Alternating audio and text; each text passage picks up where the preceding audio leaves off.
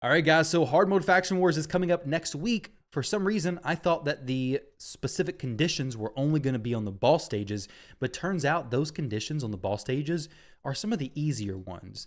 The more interesting conditions are going to be on the every single other stage, which, for example, on stage 10 across the board is going to be use at least 3 epic champions, something you're going to need to prepare for. Then, if we look at, I don't know, stage 19 and Skinwalkers, it's going to say, don't let your enemies use any active skills. Well, we jump in here and see, okay, what kind of enemies are going to be behind this? I don't know, a Galathier, a Roglin, things that you don't like to see. I mean, Galathier is just going to cleanse, and they're pretty quick as well. On stage 20, the Airbeus is running at about 300 speed, I believe. So the stats are going to be hard to meet. It's going to be challenging, but it's also going to be potentially a lot of fun. I'm looking forward to doing it in a way on the live servers. I will be pushing this stuff on live stream when it all releases, and I'll try to do it every day until I finish out Faction Wars. I'm going to try to finish it out as soon as possible. I think it'll be some fun and good content. We can figure it out together on stream. Now, with that said, I want to give you guys the best possibility to prepare as soon as you can. So I created this. Now I used some AI to help me out to write up these breakdowns basically. So there may be some incorrect information, but you can always double check it with these screenshots from in-game. So this is the conditions that are all written. I honestly don't know where I even got the conditions from actually. Now that I'm saying that, let's see. Details, okay. Nope, not there. I don't know, guys. It's a good question. I have no clue where I got it from. There should be a button around here somewhere. Maybe it's this right here. Let's see. Nope, I don't know, but I found them in game, and maybe it's right here. I'm lost, guys. I am completely lost as to where the conditions actually are. Details, is it this? Oh, here it is. Conditions 4, there we go. Yeah, I found all these conditions in game, and I screenshotted everything, but there you go. All the conditions are in the game, so I went ahead and just threw that into a spreadsheet. I'm going to share this with you guys so you can look through all of these, all the conditions, and start preparing your teams. Obviously, this looks pretty ugly. I'm not going to lie.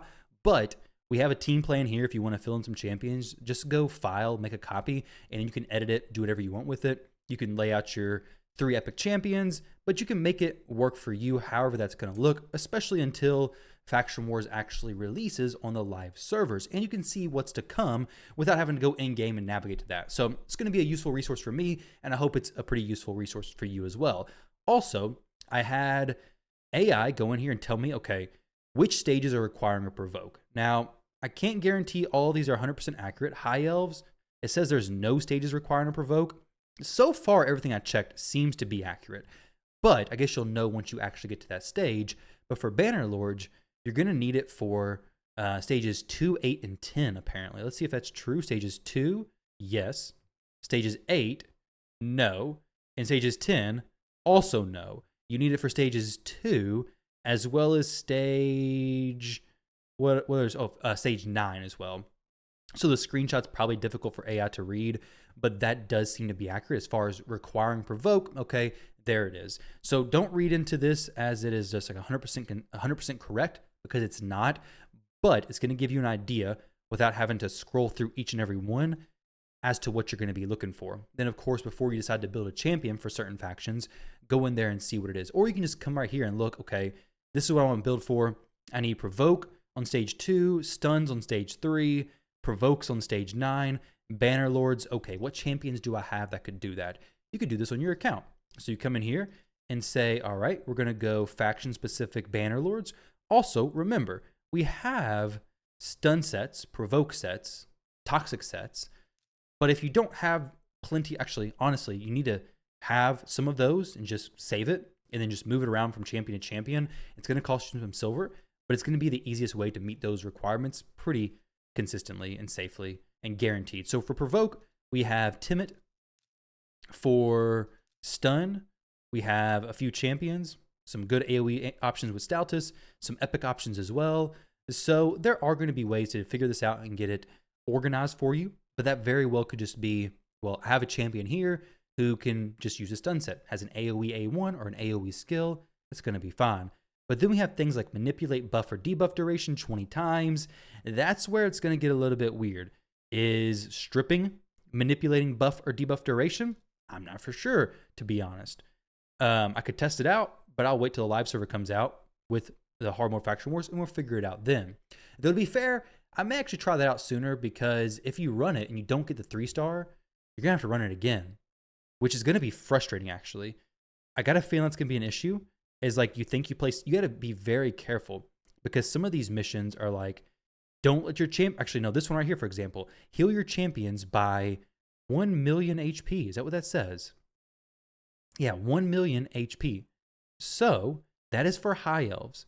That's not going to be easy to do.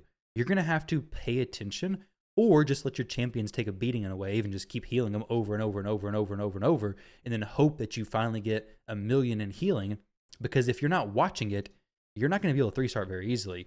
So manipulating buff and debuff duration, do we have one in Skinwalkers like that? Now, probably not. I got a feeling we don't. But I will make sure we figure that information out before we start pushing, because that would suck if you're going through it thinking you're 3-starring it because you're stripping stuff, and then all of a sudden you only 2-star it, so now you have to use extra 6 keys to get the 3-star. You were on track to get Polara as soon as possible, and now you're a day behind, basically. That's not going to feel so good. And then things like keep your champions above 75% HP at all times. That is very difficult to hit as well. It's also difficult to track, kind of. If you have some good shield champions and you just don't get hit, it's not going to be so bad. But you can see here, these are the provoke stages. Some factions don't require provoke. So it seems to be factions that actually have provokers that require provoke. So we have dwarves, for example, faction dwarves. We do have a provoker here, right? So yeah, we have a few provoke options. High elves, we have some provoke options, but not very many. So it seems like they've actually done a pretty good job at making the conditions so far actually relevant and like, okay, we don't have many provoke options for high elves, though you could put a provoke set on somebody. That's a very easy way to do it.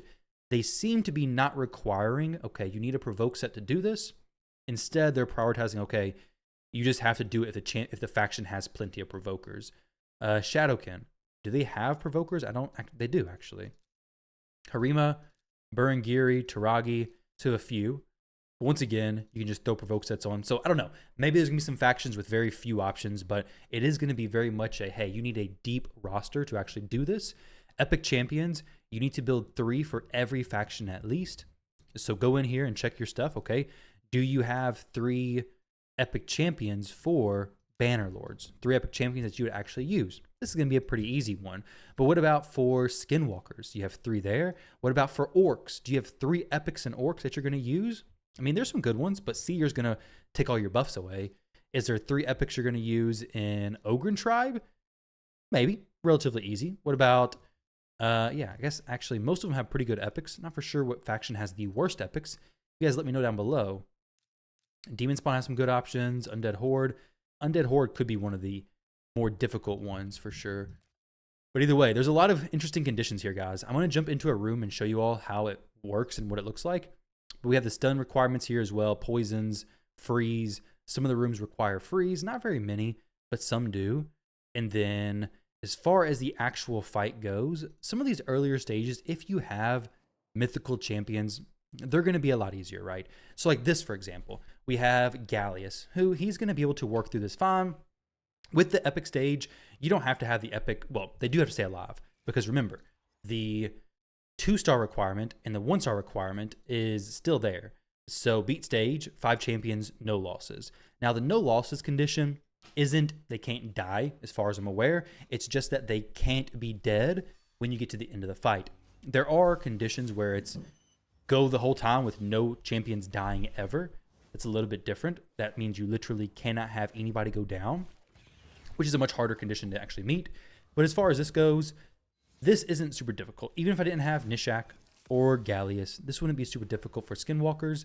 The 3 epics are pretty much hard carried by the legendary and the mythical champion here as well, but really just the legendaries. You could throw in your Sun Wukong. That's going to be fine. This room is really just, honestly, it's going to be easy if you have the epics. If you don't have them, of course, you can't do the 3-star version of it, but this one's going to be okay. It really just gets especially difficult as you get up into these higher stages. Like we have the Shadowkin room there. That's why they were releasing the faction Unity champions. Isn't for us. It's so they could jack up the rooms in faction wars to make them even harder. We thought the faction unity champions were for us. No, it's for faction wars. Remember, when they buff champions, it's not always for us. It may be because they want to use the champions in a crazy OP manner. Now, this first wave is all dwarfs, no faction unity. The final boss is Tetsuya with the faction unity stuff. So that's stage 18 there.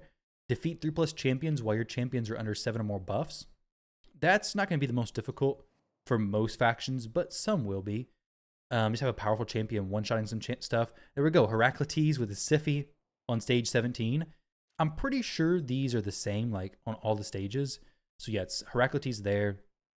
It could just be RNG that I'm clicking on this stuff, but I'm pretty sure all the stages have the same waves. So obviously some are going to be much harder than others, but it is very much faction-based, okay? So we have the Losan Kaleth there. We have Heraclitus. We have Tetsuya. We have Fina. We have this dude, Falman, is that his name? With Valkyrie. Oh yeah, it's going to be fun. We have the Dwarf faction unity. Man, 13? Okay, no faction unities on 13, at least not on the high-end stages. On 12, no faction unity. So it looks like the faction unities are not for all the factions necessarily. At least not for the 2 stages that are open. Maybe there is, though. Like I said, I haven't clicked through every single stage, but I have ran some as examples, and I can definitely say they're going to be tough, especially the waves. Like, the waves on the boss stuff, check this out. You probably didn't expect to see the champion you're about to see here, which I'll definitely need to come in here and start building some champions, getting them prepared. Maybe I do a live stream to do that as well. We'll see. But this is an Arbaeus with an Alil. If Arbaeus boosts, Alil is getting an instant turn for sure, and your day is going to be a little bit ruined, basically, because he is going to one-shot you, without a doubt. So there we go. Boom. And, okay, no, he doesn't one-shot. Good thing he's not built very well. I guess they haven't watched my video on him, but Alil is a crazy powerful champion. And look, they just took one turn, and my champions are kind of chunked already. Block debuffs out there. Dang, it's a lot of... You're gonna have to be fast. I'm pretty sure this Arbaeus is 300 speed. Let's go check that real quick. What I'll do to check this is we'll go, okay, she is currently not very fast, but I'll throw some good speed gear on her. We'll get her close to 300, and then see what can happen. 283. So Faction Wars specifically, I have some bonuses here. So 293 speed. Let's put her here. Let's see. Is she faster than Arbaeus? No. Now, to test this out to see if Faction War benefits actually work, let's go right up to the edge of... No, I don't want to do that much. So right up to the edge of 300 and let the Faction War bonuses take her over. So 294. Faction War bonuses are going to put me at 304. So with 304, we're still slower than her. Are you kidding me? How can I... Okay, I think I can check it here, right? No area selected. It should be working here. Let's see if it goes into normal, because it has to go into normal, right? No area selected. So it will be working in Faction Wars. I don't know why it wouldn't. That would be ridiculous if it didn't work in Faction Wars. Maybe if you go in here, you can actually see... All right, so Loriaka's speed. Let's check this out real quick. So, yeah, 304. Excellent. So you can see it in the preset area. So the thing is faster than 304. Oh my goodness. Speed. Let's go just a random speed piece. This better be faster. Now we're going to be like, we have no speed aura. So they do have a 25% speed aura. We are faster now. So she's probably 300 speed with a 25% aura. I guess she's considered bringing the aura. So she's probably 325-ish, actually. We're 306. No, just kidding. She's not going to be that fast. 316. So I was to just go speed. Maybe she's 310. Let's pretend that she was 310. We'll drop this by 6 points. So now we're looking at 310 speed. If she's 310 speed, we'll go first. She's over 310 speed. That's crazy. If they go first, you're dead. So basically, you need a speed booster here. This is on every stage as well. Every stage is going to have the exact, every stage 20 is going to have the exact same waves. Everyone that I clicked on, everyone that I tested is always going to be Airbeus plus Alil, Glycad, Elva, and Cowlight. So if every one of these you don't have a champion, granted this is a ways down the road, but if every one of these you don't have a champion over 310 speed, we'll know exactly what they are once the data mine information comes out, then you're just not going to go first. RTAC is apparently pretty quick, pretty sweet, but they're just going to cleanse that stuff anyways. The exact same wave there. What is RTAC speed currently? So on these early stages when you're building your champions, he's 330. So these early stages when you're building your champions, keep in mind, okay, I'm going to need speed auras. I'm going to need fast champions. If you want to use the same team to get as far as possible, keep that in mind when you're doing so. This dude is not really going to bring anything special to the faction wars, I don't believe, unless there's a requirement to place block actives in Orc. Block revive, basically. No. Don't land any weak hits. This is the biggest RNG one, period. Don't land any weak hits. I'm going to pull up which stages have don't land any weak hits. Let's see. Hopefully it answers this correctly. It's given some weird answers on some of this stuff, so we'll see what it does. Here's a complete breakdown on don't land any weak hits. Banner Lords, 17. High Elf, 17. Are they all 17? Let's see that. Because if so, that is going to be just pure RNG. Yeah, 17. Oh my gosh. Don't land any weak hits on every single stage. Man. So with that said, basically, yeah, you could bring a full team of Void champions. That's going to be your best bet. But do you have a full team of Void champions for all of these? I doubt it. I really doubt it. That is wild. So stage 17, could I go Void Affinity only? No, I could not. And this has literally every champion who you could land a weak affinity or a weak hit on. We have Heraclitus, Rhodos, UDK. So any affinity you could land a weak hit. So maybe you do have to bring in your con. I mean, this is the most easy, consistent way to do this, is bringing these champions. But now we have no reviver. Does Orcs even have a good reviver? I don't think so. I guess you could bring in a single target champion. So you could do something like this, bring a single target champion. Where is it? Like a old hermit old hermit Yorg. Let's see, this dude right here. So we could make sure he always targets either a Void Affinity champion or something like that. So that's going to be something you got to be careful for. Man, so go through that list and get an idea of what stages are going to give you a little bit of a problem. Maybe go through and see, okay, do you have Void Affinity champions who you could possibly build a team for those stage 17 fights? Which, speaking of, let's see what stage 17 actually brings, because I'm a little bit concerned. It's a pretty deep stage. It's a Heraclitus stuff. We're going to go with the Skinwalkers because these are a little bit more geared for me than the other champs. So we'll go Loriaka plus the Chicken plus Nishak, Sun Wukong, and I think Ragash is kind of built.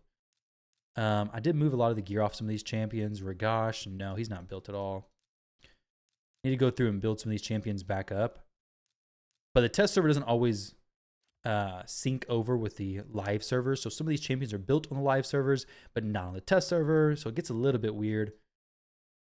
We'll do that. Let's see what this holds. Because like I said, it should be the same waves across all the dungeons, which is good. You don't have to worry about the random Valk waves on the specific stuff messing you up on some factions, but not on others. It seems to be the same across the board. Not 100% sure. I haven't checked them all. I did check all the ball stages.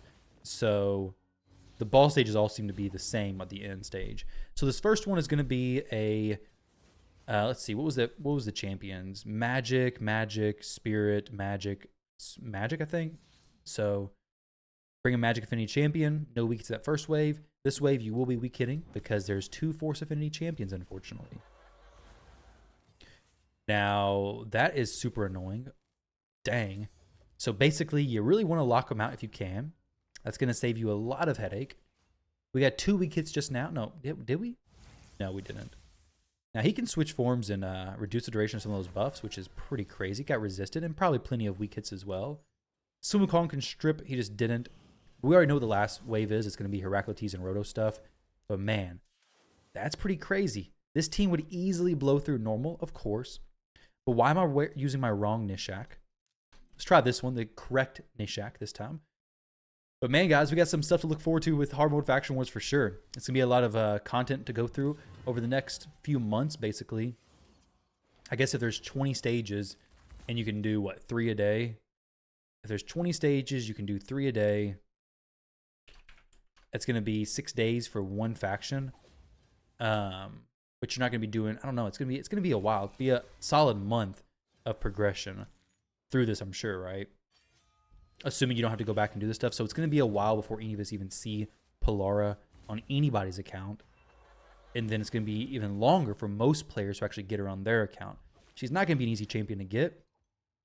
But it is going to be pretty fun, I think. It's going to be a lot of new champions to be built. It's going to be interesting content and stuff that you're going to have to manual the first time.